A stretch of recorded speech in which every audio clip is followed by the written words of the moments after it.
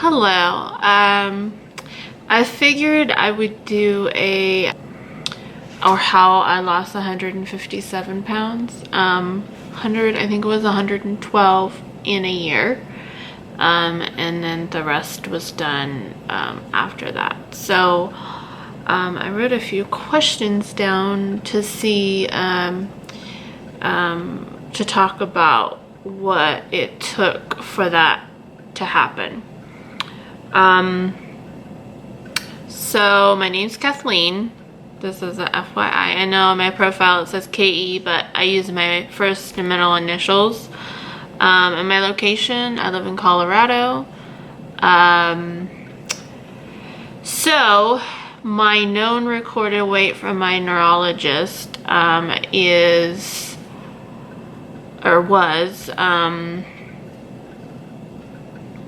290 pounds, and that was in 2013.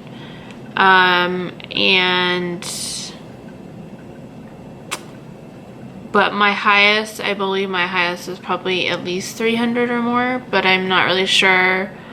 I didn't, when I was bigger, I didn't really weigh myself. I remember, the year I graduated high school, I remember weighing myself and I was at 240 or 235 or something like that. But I didn't actively weigh myself, just because I didn't want to see the number. So my lowest weight is 119.8. I got down to that. So that's 156.8, so 157, whatever. So in regards to my turning point, or what made me decide to lose weight,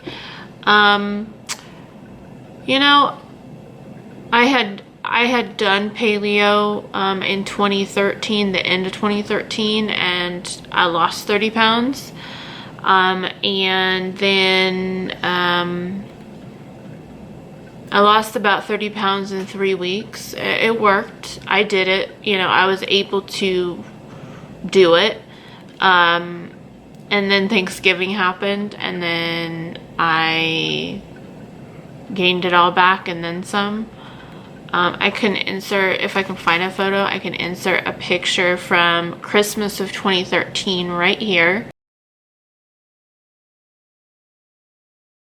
So, as I was saying, my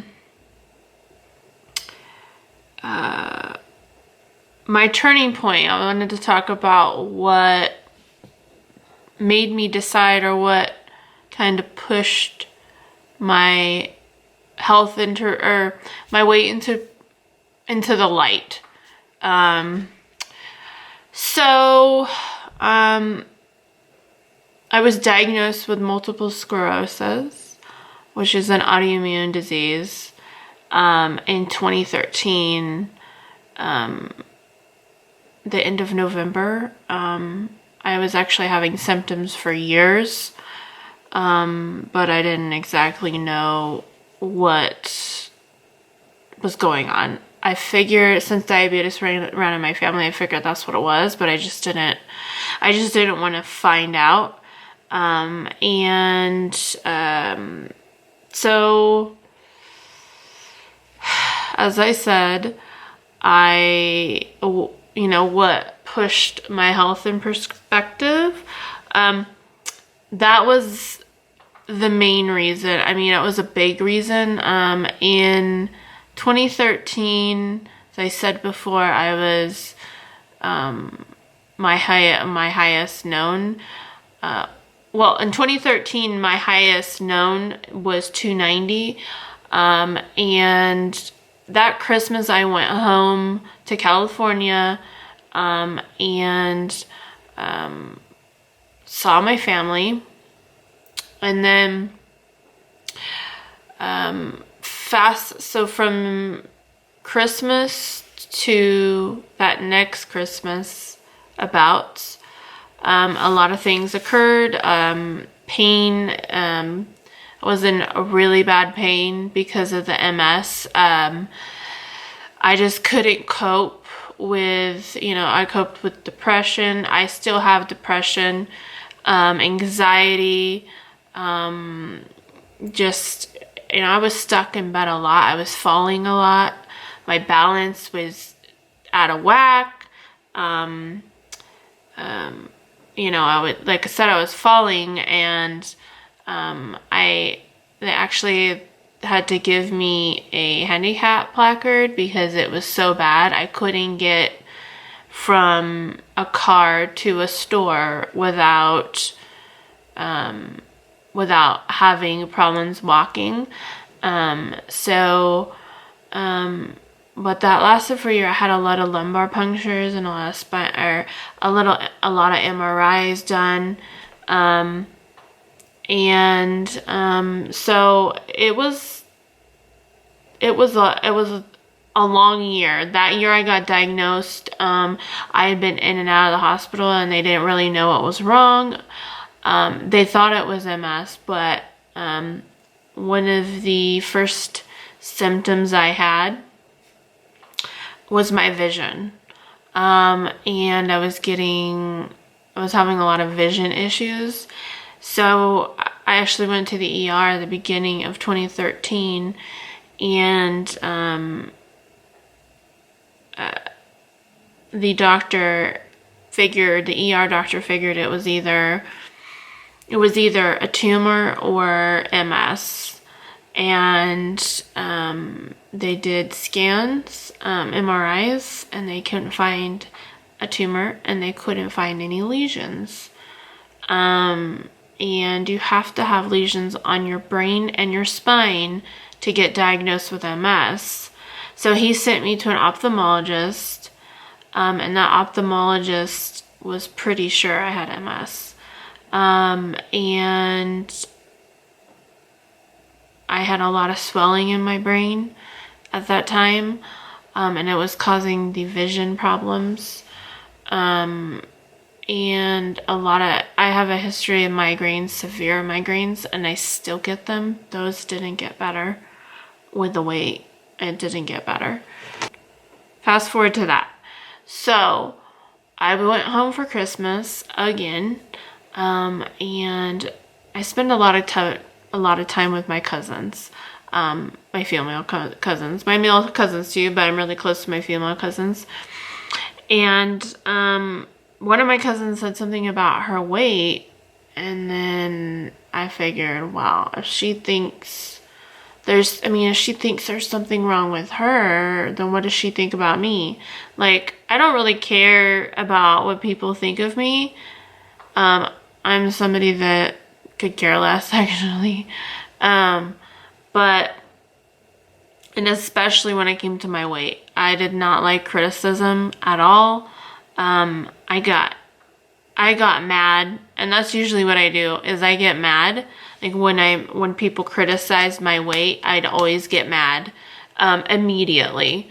And she made that comment about her. One day she made that comment about herself, and then I went on her scale in her bathroom and I had so much anxiety from potentially knowing how much I weighed. And I remember going on her scale, and I thought, just do it, just get it over with. It's nice to know what it could be. So I got on the scale I left the 28th of December, and I'm pretty sure it was either the 26th. No, I left the 26th of December. So I think it was Christmas Eve of 2014. And it read 276.6, and I could not believe it. I was just shocked. I couldn't believe that number. As I said, I was like 235, 240 when I graduated high school in 2003. So it was a big blow. And so I left the day after Christmas, and I came back to Colorado, and my mom came with me because I was having so many issues. She came with me. She had been staying with me too as well. And I was in so much pain and just this constant fatigue and nausea and just pain everywhere that I knew I needed to do something drastic. I just didn't know what to do. Like, I knew something had to be done for my health, like to see if I could feel better at least. It really had nothing to do with like looks or anything like that. It was mostly what could get me to feel a little bit better. And so I started researching, and then I came across veganism, raw veganism. And I'm not really somebody that, I mean, I love meat. And yes, I know a lot of people, it's the thing now, or they do it for ethical reasons, but that wasn't ethical reasons, weren't the reason why I went raw. And that lasted 2.5 months, I believe it was. So I'll insert a picture of the first thing I ate on January 6th of 2015. I went to REI and I got this huge thing I got this huge, I don't know, it was like 50 or 60 ounces, 50 or 60 ounces, and I filled that up every day. Every meal was filled up with fruits and vegetables. Nothing was cooked. I can go back to January of 2015 and see. Okay, so January 6th, I was 276.6. January 9th, on raw veganism, I was 274.2. So by the time I joined Planet Fitness, mind you, I was eating raw vegan, and I was eating like probably 4,000 calories. I mean, if you think about all the sugar and all, because you really have to eat a lot. If you look here, see if you could focus. This was my first log. And then the first week of February the 10th, I was 257.6. So I was 257.6, and then it just progressively, you know, the weight just came off. In April of that year, I got a 6-pack bag. I actually have a review on that I did that was pretty popular. I did a review on the Renee tote, but that's not the original bag I got. The original bag I got was the mini. It was the pink mini, and it was like $56 or something like that. And it came with, I actually got some things together. One second. It comes with these containers. I got a few things together just to show. It comes with these containers. It came with 3, I believe, and then the lids. And these got me through my whole journey, most of it. And I don't have that pink innovator anymore because I spilt tobacco on it and it was ruined. But another thing that really helped early on was this cheap blender from Walmart. The personal blender. my cousin, Charlie Dreams, made this. So I'll leave a link to her Etsy. She made this for me, this Lululemon symbol thing, sticker. But this thing here, oh, and she also made that for the K. She also made that. So this blender was very much needed. I used this to make my protein ice cream, but, and then this is another necessity, is a scale. I got this scale from Walmart for $14.50, and this personal blender was like $9 and something. So like I said, I couldn't afford a lot, but you know, I couldn't afford a lot, but I knew I had to do something. And then the mini the Renee tote I have right here too. This is my Renee, and it's the best bag in the world. I still take it everywhere with me. So let's see. So that's what made me get into my journey. And I remember the first time going to the gym, and I couldn't do the stair climber. That, like, I tried, and I couldn't even last a minute on that. And then I started with the arc trainer, and I did a lot of my cardio on the arc trainer.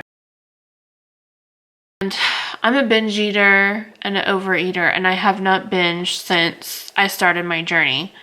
I do catch myself still, like, having, like, moments where I see something and I want to just keep eating it. And actually, a few months ago, I found my trash stash of things, containers or boxes that I used to eat, and I would hide so nobody would know that I was eating in secret. But as I said, I haven't binged. You know, it's been a long time. So Gracie's journey was pretty high on that list, like I figured. And Jen, she's Jen 23691, or Jen's weight loss journey. She's pretty awesome too. Chelsea Gets Fit XO on Instagram. Fat to Fit Darling, she was another one that was pretty awesome. So all these people are the ones that gave me the motivation to stick. And you need that. And Erica Fit Love, she's another one. And Otini. There's so many women on here that were inspirational to me, and I don't think I could have could have started and continued without their help. My techniques to lose weight, but I remember very early on doing like my meal, like prepping was, I didn't count calories in the beginning. It was mostly just prepping dinner. I didn't really know about macros at that time. I didn't really know about calories at that time. And I wouldn't eat after 6 o'clock. That was something I remember. I ate about 5:30. A lot of people talk about cheat meals. I did not. I had one cheat meal that first year. And yes, that sounds strict, but as a binge eater, I knew if I didn't go cold turkey that I would regress backwards. And it worked for me. It doesn't mean it's going to work for everyone, but it worked for me. How long has it been since the weight's been off? Has it been since I was 145? It's been a year. My best motivation would probably be feeling better. My best motivation would have to be feeling better. And then as time went on, it was more of a visual thing. Like, oh, I could fit in this. And, you know, like my highest pant size or jean size was a 22, 24. And now, well, on these, excuse my weird looking belt thing that I have right here, but my belt like broke. So until I get another one, I have to do this. I can't really see actually, but they're actually a 0, I think, or 2. I think they're a 0 though. And they're Hollister. I just kept going. I didn't let anybody, even though I had instances of, you know, when I would go and visit people, you know, instances of temptation, but my biggest temptation was pizza, and it still is. That did not go away. So I have celiac disease, which means I can't eat wheat, barley, or rye. So that took away a lot of temptation, like typical temptation for a lot of people. So I couldn't have a lot of things anyway. After I transitioned into having meat and all of that, I had a lot of chicken. I'm thinking that's why I don't like chicken as much right now. I love ground beef. That's my thing right now. And during the weight loss. So the fact that I have celiac, there's a lot of there's not as many temptations on me as probably other people. My cheat meal on my birthday in July of 2015 was sushi. I love sushi. And it's one of the local places here is pretty awesome. And typical diet foods. Chicken, ground beef, lean, 96. I would say lean. Chicken. Okay, so chicken, ground beef. I did do steak a little bit, not very often. Fish, tuna, cod, tilapia. I don't like salmon. Shrimp, I did shrimp. Now these fish things aren't very often because I get finicky when it comes to fish. Green beans, broccoli, rice, white rice, organic white rice from Whole Foods. Beginning, I would do sweet potato with Kerrygold butter and chives. I'm obsessed with butter and chives. I did not give up butter. I did not give up bacon. I still ate it, and I ate it regularly. So people that say you have to give up butter and bacon and butter were a huge part of my diet in the beginning. And I still eat bacon, and I still look like this. So, let me see. Let me get back. I still eat bacon, and I look like this. So don't let anybody tell you to give up bacon on your journey. Or butter, for that matter. Snack ideas. I did these pretty early on. I still do, like, snack things. I love popcorn. I always got low sodium because a lot of these brands, they put a ton of sodium in. And I did rice cakes. Rice cakes are good. Rice cakes are the best. And let's see. I did bars. Some of my favorite are the Nugo bars. I did Nugo and then the Square Organics. Those are good. And then the EnviroKids has a Rice Krispie type of thing. That was really good. And I also made a recipe of my own. It was like honey and